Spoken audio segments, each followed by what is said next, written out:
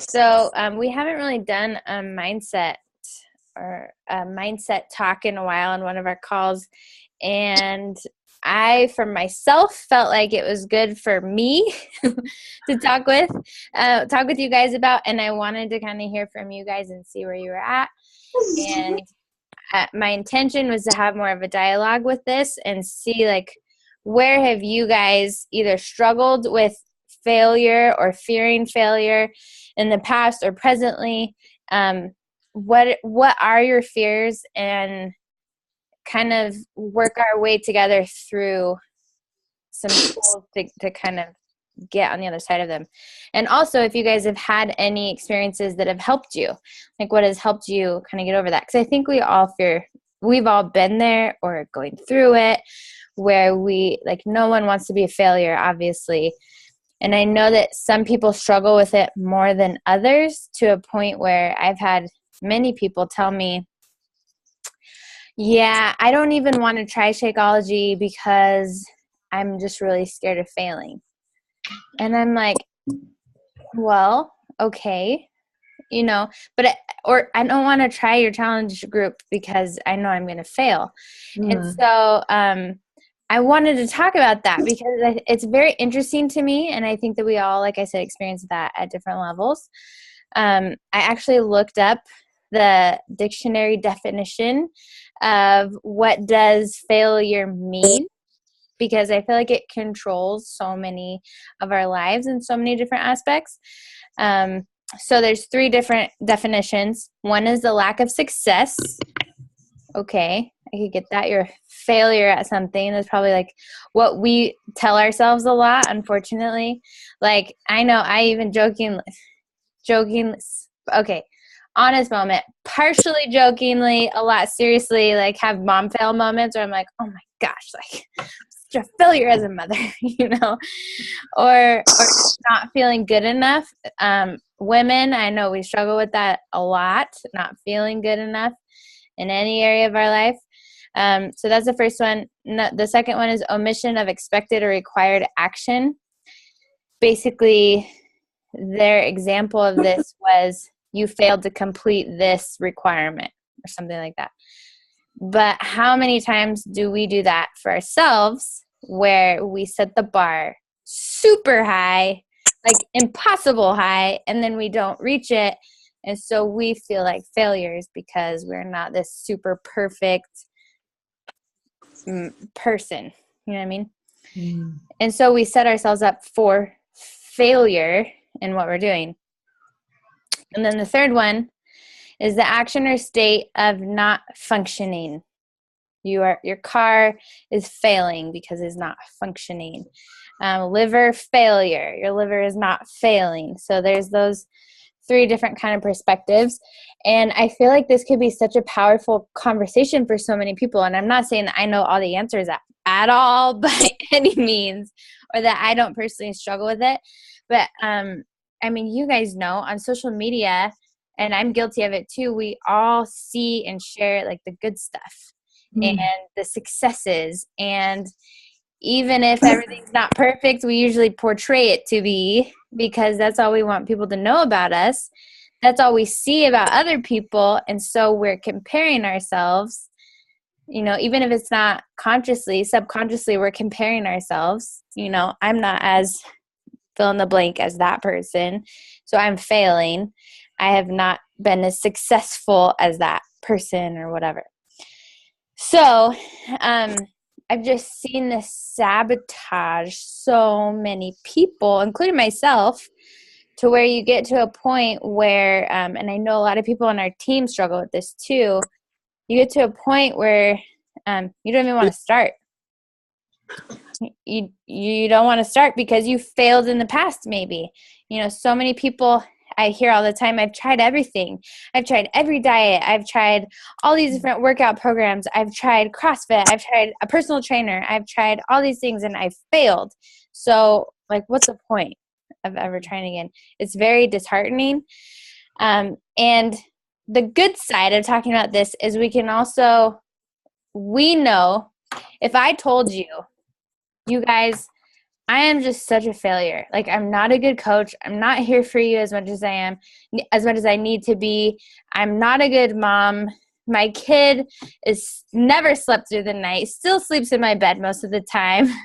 I'm not a good nurse. I work in a prison with a bunch of inmates, and I give them vaccinations I don't believe in. Like, if I was telling you guys that, what would your response to me be? That's not true. You'd be like, you're crazy, right? But think about that situation in your own life. How many times a day do you tell yourself those things about yourself? Mm-hmm. Even though you know that if the roles were reversed and a true friend was telling you that that's how they felt, you would be like, are you blind? Like, you're so awesome. Look at all the things that you're doing. My kid's knocking at the door saying, Mom.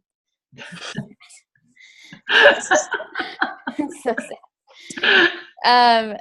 Anyways, that for me, when I realized that one day, this was before Beachbody, when I had the realization, it was actually in my previous marriage, and I felt not pretty enough. I wasn't skinny enough. I was being told I wasn't skinny enough, and I was beating the crap out of myself internally.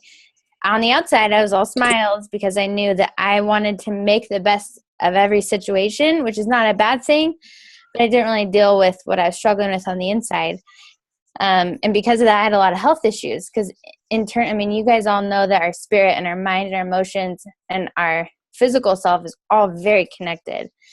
And I realized one day, like, if I was standing next to someone who had a lot of health issues and had a much more difficult situation than I was, and who was maybe 200 pounds heavier than I was, and I was sitting here complaining about, I wish I could lose 15 pounds. I'm such a horrible person. I'm such a failure. How would that make that person feel?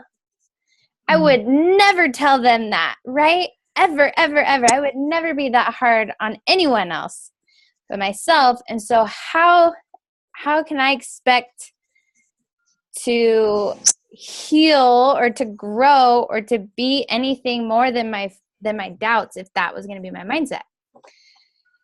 And so this is such a process, I feel, because I forget that all the time. Especially with you all on here are trying to do a juggling act of a lot of different things at one time. And because of that, it's hard to be present in every single area of your life.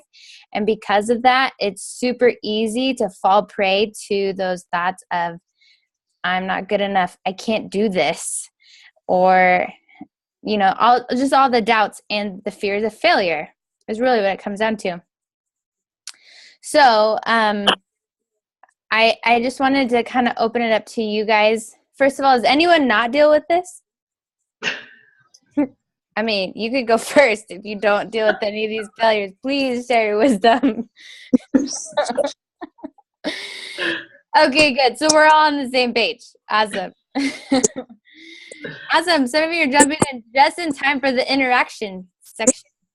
Well, and I just think, I was thinking through as you're talking about society, they put this, even from a young age, as an elementary school teacher, I see this, but even before that, you see this Pinterest perfect birthday parties. You see this like recognition of the top kids, or the recognition of, the ones that do the best or whatever. You see it in all around. And I just think there's a little bit of evil, a little bit of satanic presence in that. You have to fight against that. Fight against that. We're human, we're flesh. And it's just I think that's one of those, you just have to keep fighting against it. Just like, it's Satan telling you those lies in your head, that you are not good enough. You cannot do this. You can choose to listen to that, or you can choose to not. And that's part of, even from a young age, kids can learn that skill and that reassurance. But it is hard, and it's a daily, hourly, minute struggle sometimes, to say, no, I am good enough. I can do this, but it's hard. And just going through, you think that you've got everything going on, right? You don't, oh, I've got this. I don't know about you guys. Okay, let's say like Pinterest perfect, taking a picture of your food or whatever. Anybody else push all the clutter aside from the table? Oh my gosh, yes. Anybody else clean right behind your screen right before this? But I think that, Jessica, you do a really good job of being a leader, of showing us real. Okay. It's like, and I feel like that's been one of the reasons why I wanted to be part of your group, is like, and like me putting workout pictures of myself on regular Facebook, not private group, is scary. It's hard. But that's what people are. That's where they're at. And nobody wants to see me at 5 a.m. I do. I want to see you at 5 a.m. Anyway, that's all. That was my thoughts. I know that's a lot of different thoughts. No. That was so good. And it made me think of something too, that, this all comes to like a fear mentality. So much of this is rooted in fear. And I think you had such a great point about, because so many of this is society driven, right? And especially nowadays, where we do not know anymore how to be okay with losing, or okay with gracefully losing. Like a T-ball, there's no more lose. There's not a winning team anymore.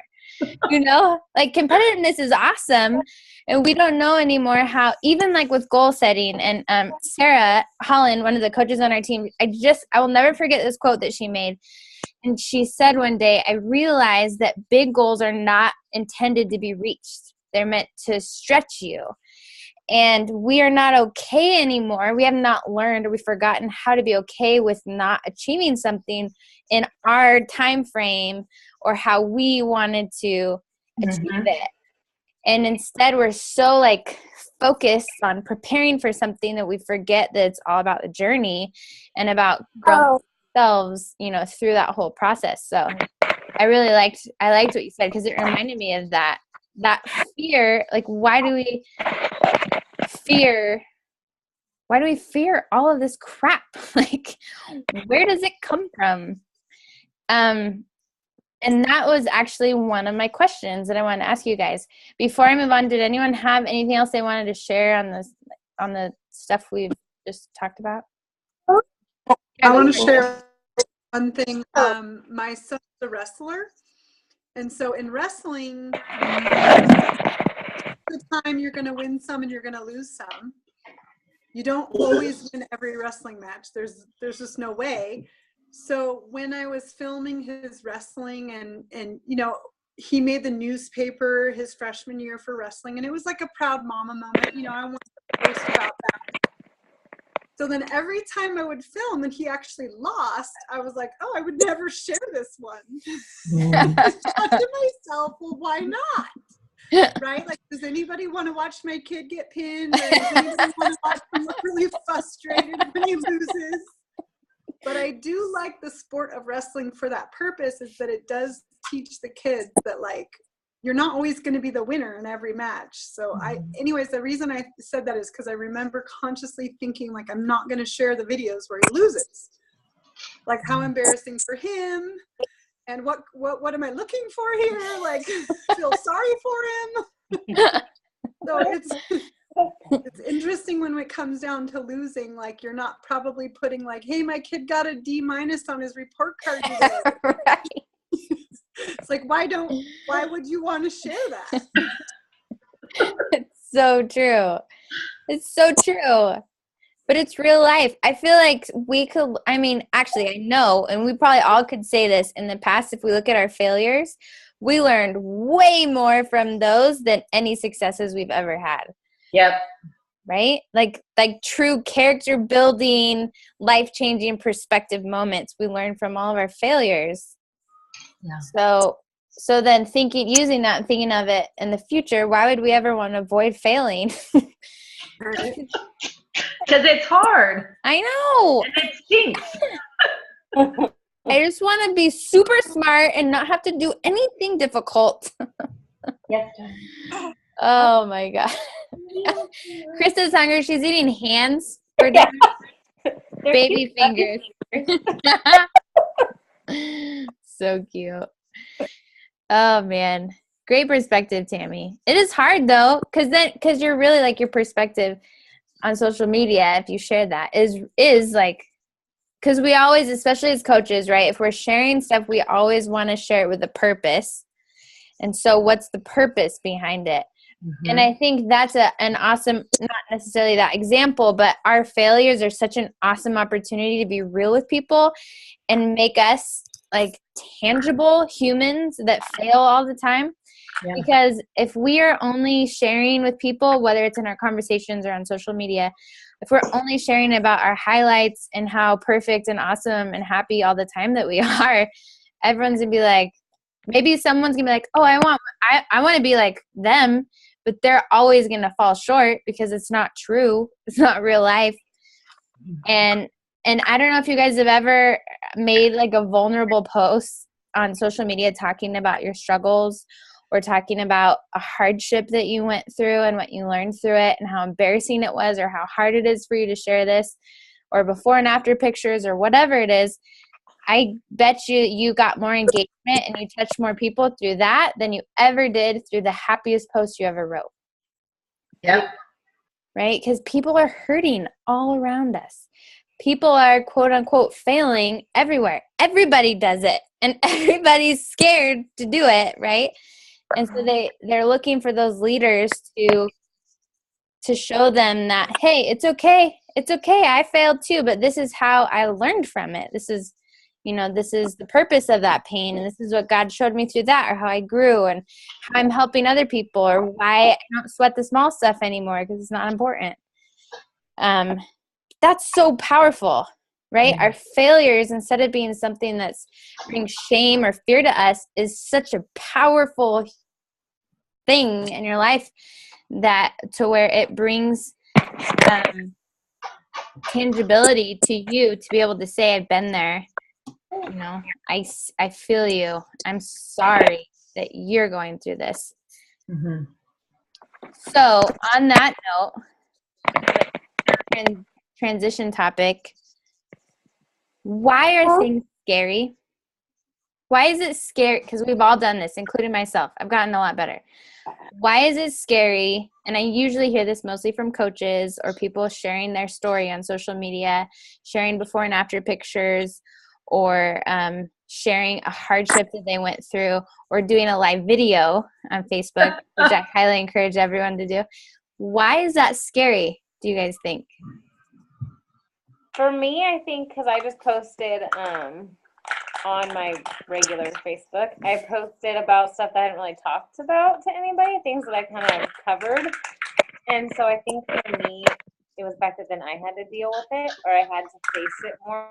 Like, if I just brushed over it and acted like everything was peachy keen, then I think I was like trying to fool myself, and then having to open up about it, it was like exposing the wounds, I guess, or exposing the flaws that are still working their way out. And so I think it's just slightly terrifying to be like, well, what are people going to think? Which was interesting because what a lot of people responded is like, well, yes, I watched you go through that, so I wasn't really fooling anybody. But I think for me it was more, okay, well, I thought I was masking it well, or handling it well, but clearly I was. But it's also the small town of Sonora. Everyone knows everyone's business, whether or not you're smiling. That is true. That happens. Okay, moving back with the new last name, I'm way more invisible. True. Yeah, that's one of the benefits we have. Oh, small town Sonora. Oh, yes. I moved to friggin' Spain and everybody still knew what was going on in my life. Small town Sonora and working at a small town school. Oh yeah, I bet that one's fun. Really good points there, Krista. I'm writing these. I'm kind of making notes of these. I want you guys to share with me if anyone hasn't. Does anyone have any other things that they fear? I think exposure is a huge thing. What people think is a huge thing. I also fear that, like, I'm going to fail. Like, I put myself out there like, hey, look what I'm doing. And then oh, I just ate my emotions, so I feel like I'm failing in front of everybody. Not that But I love that because it's real. And you know how many people, even just on our team, on our collective team, struggle with that, right? Yeah. And if we don't talk about it, they feel alone and like it never happens. Yeah. So it's good. It's good that we're not perfect, you guys. We'd be so lame. We'd be so boring. Could you imagine? Could you imagine if someone on this call right now was like, oh, excuse me, I never deal with these things. Let me tell you how to run your life. I'd be like, really, sister? You've never been through anything. You must have lived in a bubble. Like, that would not go over well. Like, instantly, this imaginary person that's on our call right now, I don't like them. Like, a wall has gone up. I don't understand you. So good thing that we are all messed up in the head a little bit. Anybody else have any fears of vulnerability? Well, this isn't really like, this is something that happened today. So I had a person reach out to me that I've known for a long time, and they said, oh, I've been doing workouts with Beachbody, but I didn't want to contact the coach because it was like an assigned coach. You know? Mm-hmm. I don't want to contact the coach. I don't want anything to do with any of those groups, but I want to work out with someone. So I think that that's common. Like, I feel like that's something, you know, people are like, oh, I want to do this, but I don't want to post. And, you know, that fear of like putting it's kind of vulnerable to post pictures of yourself after you work out. Like, that's kind of vulnerability. But I think like that's why it's so important for us to show that. I mean, I feel like that's the most vulnerable part in some respects, is like, I just worked out. I look awful. Let me post a picture. Look at me. But like through texting her and talking to her, I was able to really, anyway, it was an interesting perspective for me to see. I mean, it's true, but I didn't really think about it, you know? But she's been working out. She's like, I don't understand the program. I don't understand 21 Day Fix. I don't want to talk to the coach. She's tried emailing me. I don't want to talk to her. I'm like, whoa, okay, slow down. I'm sure she's not the only one who's ever had this happen. Absolutely. So being vulnerable, and especially those people that you don't know, which I'm sure happen, you know, or maybe people you don't know very well, you know, they just kind of know you through friend of a friend type of thing. I know that's not really about us being vulnerable, but it kind of is. But it is a general fear, and we see that all the time. And I'll same thing, blatantly people will tell me I'm not gonna share with the group. And unfortunately though, those people are hardly ever successful. Yeah. Because it adds so much, because so much about this whole program isn't just getting awesome biceps. It's the internal change that usually happens. And it's these conversations about conquering fear and about carrying that confidence into your other areas of your life and getting to the root issue of like, okay, why am I eating my emotions? You know, why do I go to the pantry when I'm upset? Why do I do that? I can't stop. Why? You know, I like a robot, you know, and it happens. I used to do that all the time. Like, that was definitely a go-to for me too. And so like starting to ask why we have certain habits or behaviors that really are self-sabotaging us, because we never feel better afterwards. You know, we always feel emotionally and physically bleh, you know, and we know what we're doing, but we do it anyways. So kind of like, what's behind that? And this is where failure prevention, if we want to call it, is so powerful, because it's so simple, but it takes a lot of intention and willpower to realize what it is, because it's 100% your mindset. And I'm going to have to do another call one day where I'm going to invite you guys to have your significant others on, because my husband is really good at sharing his survival training in the Air Force. When he went through survival school, you literally think you're going to die. And there's a lot of stuff that he still can't really talk about and what happened there, but he can talk about how he made it through, and literally made it through a training that only 1% of 1% complete. And that is 100% willpower. He'll tell you like the buffest guys did not make it through the first round because it was all your mindset and getting through one step at a time and doing it for your brother. You know, that's what they did it in there. And so this is part of our accountability groups. We do it for each other. And for those of you who have interacted in our accountability groups and in our challenge groups, you can see like Brad and Nicole inspire me all the time in the morning when I'm looking through my phone after I press snooze. I'm like, dang it, I have to do it. It's summertime now. It's not going to be so early. That's good. But like when you find, and that is 100% mindset, right? I had the physical capability before I got out of bed. It was my mindset. And realizing that is very empowering, and it's also kind of lame because sometimes you just want to be able to physically do something to change it. And this is where growing your brain is so important, and this is where personal development books are so important. I will be honest with you, I was on a really good habit of listening to them on my commute to work because it's 30 minutes each way every day. But then I just stopped for whatever reason for months. It's probably been like 4 months since I've listened to an audiobook because I'm not going to lie, I have no time to read. No, do I want to make time to read? I'm not going to do it. Like showers are more important, at least every few days, right? Take a shower. So I'm not going to sit and read a book. But I listened to one. And I just bought 4 audiobooks. So I'm like, this is ridiculous. This is why I'm feeling so like I'm lacking my charge and my confidence because I haven't poured into my brain. This, especially if you're a coach, pouring into other people can be exhausting. But it's so rewarding. But you have to feed your brain, your own self, in order to take care of other people. It's like being a parent. If you don't take care of yourself first, your family is not going to get the best of you. And that's why we are doing this, right? This is why we're taking care of ourselves through these programs and stuff. Okay, so going back to why this is all failure, it really stems from fear because failure itself doesn't matter. It's our emotion that's connected with failure. The actual definition of failure doesn't really mean anything. It's all about our emotional connection of fear of failure. And why do we not even start things, or why do we self-sabotage ourselves because we're afraid of something? A lot of people will never realize this, but they're scared of succeeding because they don't know, they've never done it. And that's scary.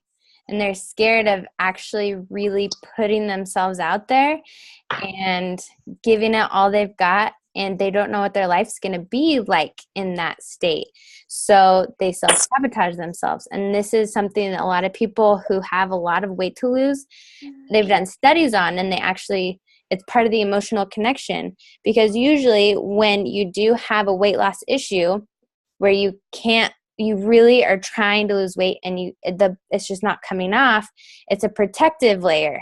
This is what I had no idea, but this is one of the things that I struggled with before I went through my divorce, is I emotionally was so starved and hurt. And I didn't know this at the time, really. But I had like 35 extra pounds. I worked out way more than I do now, you guys, and I ate way less than I do. I counted every single calorie.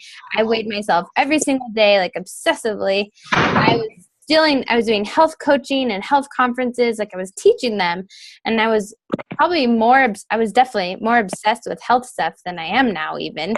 But I couldn't lose weight, and I didn't know what was going on with me. And that was a very interesting thing when I got divorced and I learned how to be okay with myself again. Not that I'm recommending divorce for anybody, just saying. This is my story. When I started like loving myself again and the person that God created me to be and stepping out in my confidence and not being afraid, it just fell off. Like, it's the craziest thing, but I see it happen for a lot of people. So personal development is important. I'm going to go back to, why are we scared? Hi, Brad. Why are we scared of things? Okay, so I'm going to go to the specific, why are we scared of what the heck people think of us. Why does it matter? What's your opinion? Everybody's afraid of not being liked. Yes. Ding, ding, ding. It's true. It's silly though, right? Yep. Does everyone agree that's silly? Or should we care if people like us? No. The right answer is we shouldn't care. But we do care. Especially when you're owning your own business. You're like, people need to like me so that they stick around. Yeah. Okay. So that we're scared of what people are going to think. But we say people in general. Should we be people pleasers and try to make everybody happy? No. The correct answer is definitely not. Because we're always going to make people mad, right? I mean, maybe not mad. We're not always going to make everybody happy. If you have a stance on anything, it could be like on your favorite TV show, like the silliest thing. People are going to probably say, you're crazy. I can't believe you think that. You watch TV? Oh my gosh. I live in a tent. What are you doing? Like someone's going to have an opinion about something. It's just, I mean, we're never going to make everybody happy. So we have to get over that part. What's another fear of why we care what people think other than being liked? Like, try to think about it. In your brain, when you're not doing something, you're not having a conversation, you're not doing a live video about something you're passionate about, you're not doing a vulnerable post that you know deep down is going to help somebody, why aren't you doing it? I guarantee you 9 out of 10 times that you're thinking about doing that, you don't do it because of this. Other people's opinion. Yes. It's a good one. Because what do we think? What specific opinions are we afraid of? Are we afraid they're going to like it? Negative. No. Negative. Negative opinion. Okay. So especially in the Facebook world where people feel like they can hide behind their screens a little bit. Yeah, people are can be a lot more mean on comments than they would to your face. It's so true. This is why the basketball game the other night was the same thing. They had a fan that was running his mouth to a bunch of players on the Warriors bench, but you know that if he saw those guys in person on the street, he would have never opened his mouth. No. This is where our brains need to switch a little bit when we see people like hating like that and be like, I feel so bad for you. Your life must be miserable. Yeah. I will pray for you because you definitely need more Jesus in your life. And this is another example of this. So the more in any like entrepreneur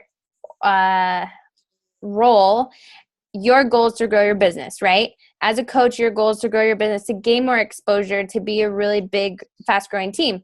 Okay, so my coach, Elizabeth Hartkey, who's amazing, very, very vulnerable about her doubts that she's had. She's been doing this for 6 years. Her and her husband have built $1 million business. They have 2 kids. Amazing, like, humble family. And she just had a baby, and she looks amazing. Like, she has ab definition already. I'm like, woman, you're ridiculous, right? But because she has so much exposure now, she gets so many haters. And it just makes me so mad.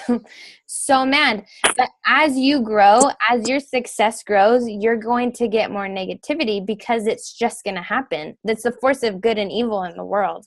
And it's very sad, but if we don't prepare ourselves now, we're not going to be able to handle it when we get there.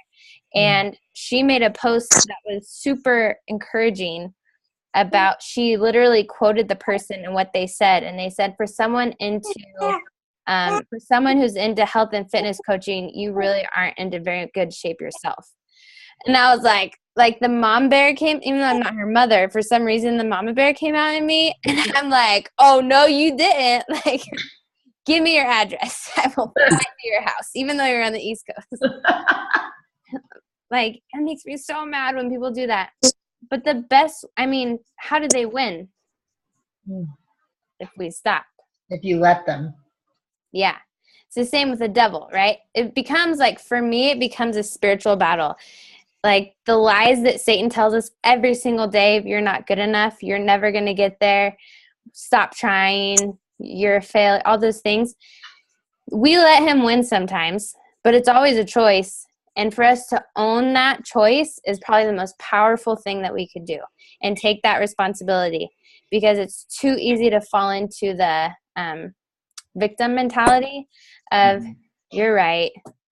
I'm probably not, I don't think I was meant for this.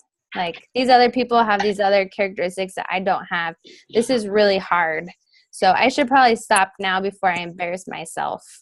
You know, and that's the way we all do it. I know. And that's the way that our mind goes. And that prevents us from ever ministering to people and reaching people and growing ourselves. And that's how we let the devil win. And that pisses me off when the devil wins. And that should piss you off when the devil wins. And so we have to remember that as soon as when we're fighting these lies in our head, that no, like heck no, I am not going to let that happen.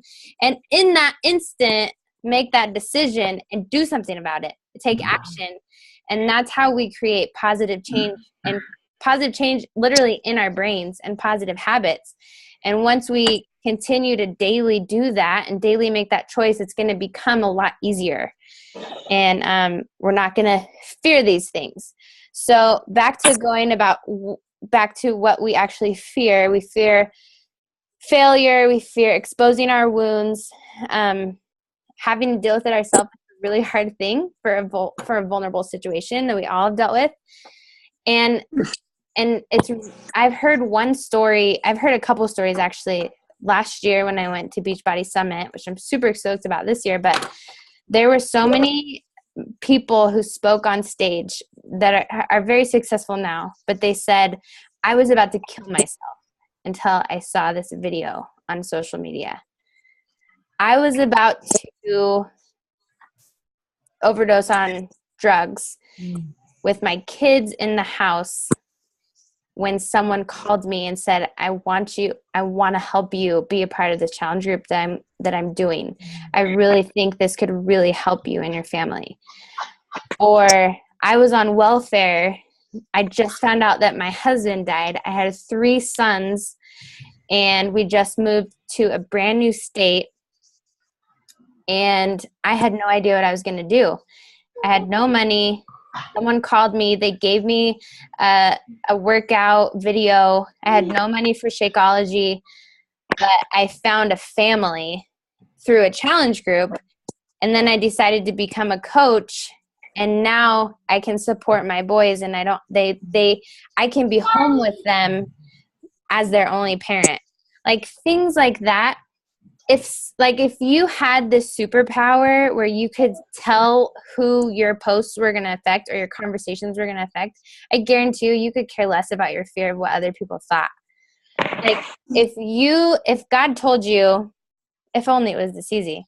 If God said, I want you to talk about the hardest thing you've ever gone through in your life and how I helped you through it and what you learned from it on a live video on Facebook right now. I want you to pick up your phone and do it right now. I will give you the words as they come. Like a lot of us would, first of all, not do it right then. We'd think about it a bazillion times over in our head. And then we'd be like, oh, maybe this isn't a good time. I need to wash my hair. Oh my gosh, I don't know if I can do this. Maybe I should take a shot of tequila first because I'm super nervous, right?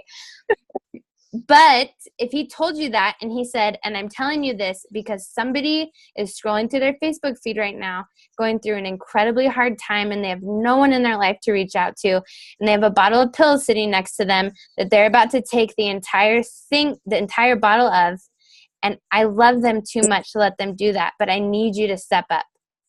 Who would not do that? Who would not in that second say, absolutely, I am on it. I've got this, right? We all would. I know your hearts. I know all of you would do that.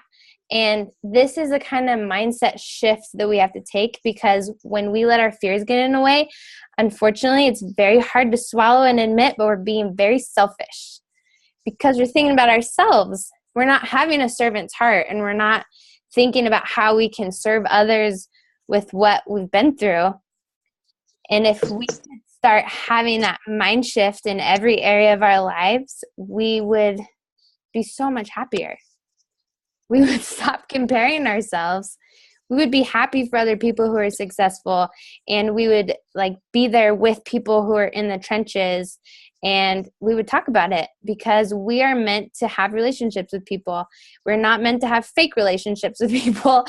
We're meant to have real ones. And at this point in our lives, I know we've all been through something difficult or a couple difficult things. I know that you've had a couple of character development moments, and you are being called to step up to the plate now with what you have learned in life and as you grow. And that is what it is. And it's a kind of a call to action for all of us, including myself, to do that, because we live in a very broken world, and this is the only way we're going to reach people. We live in a different society too.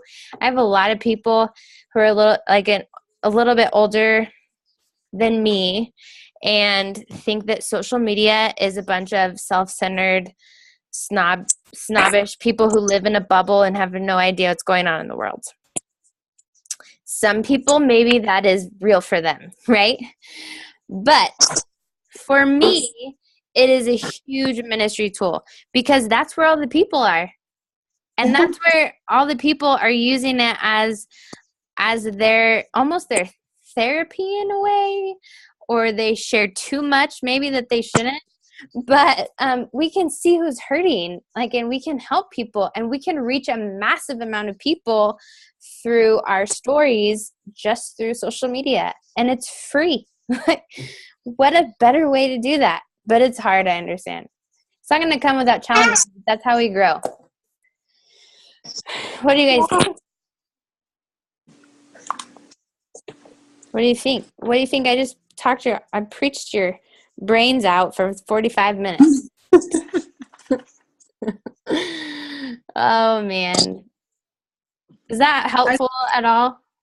Yes, I think your analogy about, I'm older than you by like a whole generation, so I feel like selfies in general were really difficult for me. I thought it was really vain and really like just self-centered and weird, and like of course I take 25 before I find a good one, and then You're not the only one. Absolutely. Yeah, right? I'll do it. I was like, I know. This is like a 15-minute process. I'm trying to get my face to look right. Anyways, I wrote a little blurb about it, and I just felt like the best analogy for me with the feeling like, Facebook in general, or selfies, or putting yourself out there, was that right now I kind of despise singing hymns. I'm just going to tell you all that I think that's boring. My church wants to do that. And I'm like, hymns are so painstaking for me. They're annoying. They're boring. They don't feel like worship. You love them. And then I thought, well, the next generation of people are going to be on social media. And who am I to be like, I only sing hymns? And I don't, you know what I'm saying? So we have to kind of evolve a little bit and be open to change, and reaching people where they're at is on social media. In fact, 90% of people check their social media every day. And my kids' generation watch very little television. And so even commercials that are spending $1 million on their 30-second Super Bowl commercial are less efficient than social media. Mm-hmm. And social media right now, see, I fear that eventually it's going to cost us money, but right now it's free. So it's just one of those, for me, I had this like, okay, I don't want to sing hymns, so who am I to say I don't want to take selfies either? Like I can't just be stuck in the middle. I love that. It's kind of like we're called to be in the world, but not of the world. I was thinking about that today too. You have to learn how to like translate sometimes between people or generations, or because it's different. It's just different. I like that, Tammy. That was really good. Any other feedback, you guys, or any other thing about failure that we didn't touch on? Basically, I want everybody to walk away with the realization that fear of failure or failure in itself is a mindset. It's nothing that we have to be afraid of. And the actual fear part is what is going to paralyze us from ever truly growing into who God created us to be. And He deserves way better than that. He deserves our best, right? That's what we're all here for, a purpose. Our families deserve our best. The world deserves our best. And so if we can find something to make it click in our brains that we are here for a purpose and we are going to be the only ones to get in our way of that, there's something very freeing about that. And just to stop it, just knock it off. Slap your own hand. Stop it. Just stop it. Was it Darren Hardy? You're talking about failure. Was it Darren Hart in the Compound Effect where he talks about the poster that was up in his wall in his room growing up as a kid, where it talks about Abraham Lincoln, and it was like he ran for Senate, ran for House, ran for mayor. It's like this long, long list of all these different things that he ran for, and not once was he elected until he ran for president, I think a second time. And that was when he got elected, but he would have never been the president had he given up. So true. There's an amazing social media post out there about all the epic failures of, like, Michael Jordan got cut from his high school basketball team. Yeah. And it was Tom Starbucks. Brady's another one. Tom Brady, seventh round draft pick, and he's one of the most successful quarterbacks in the history of the NFL. Ridiculous. I'm pretty sure Starbucks, I can't remember how many times they applied for a small business loan before they got approved. But there's so, like, we should Google that. Everybody should Google. Oh yeah, Apple. It's crazy. Yeah. But all of them, I mean, if you think of it now, on the other side, it's a lot easier, right? In hindsight, of course. All of them, think of how different our world would be if they stopped. Yep. Mm-hmm. All of them guaranteed were afraid at some point, or people even said, "You're crazy." Yeah. Oh yeah, people tell us all that, but who cares? We're not living for them anymore. Not to mention your failures, you learn from your mistakes very, very well. There's another book. There's all kinds of weird things in different things. There was a Rockefeller had somebody that lost $1 million back in the 30s or 20s or however long ago that was, and the guy thought he was going to get fired, and he said, "Well, I just invested $1 million in you to not make that mistake again." Basically, there you go. I love it. Isn't it amazing how powerful perspective is? Yeah. And it's something, though, we have to remind ourselves. Yeah. It's annoying how simple it is sometimes. We make it so complicated. Oh, man. Awesome. Well, thank you guys so much for jumping on tonight. This was a really good talk. It was good for me, too. So I appreciate it. If anyone's looking for, I know I posted it today, but I'm listening to Brendan I can never say his name right. Brendan Bouchard's Charged audiobook, and he's going to be one of the keynote speakers at Summit, actually. So I wanted to listen to a little bit more about him, and he's got a crazy story, and he's now one of the highest sought after business and life coaches for celebrities and like top companies. So he's a pretty smart dude, and it's been a really good. I just started it today, so I listened to about an hour because I listened to it on the way to and from work. And it's been really good to remind ourselves. Like, what I learned today is because of our day and age and where we are such a blessed society, we don't have to fear for basic human needs like life and death. We don't, for the most part. Everything's, for the most part, taken care of. And so because of that, our country is one of the most unsatisfied countries in the world.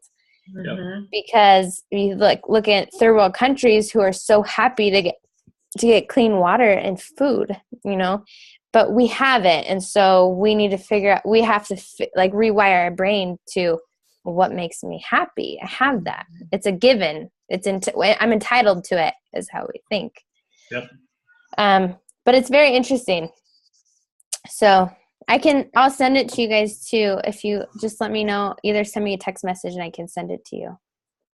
But anyways, that's all I got. Anything else? No? Have a fantastic night. And remember, just stop it. The theme of the night. All right, you guys, have a good night. I'll talk to you later. Bye. Bye.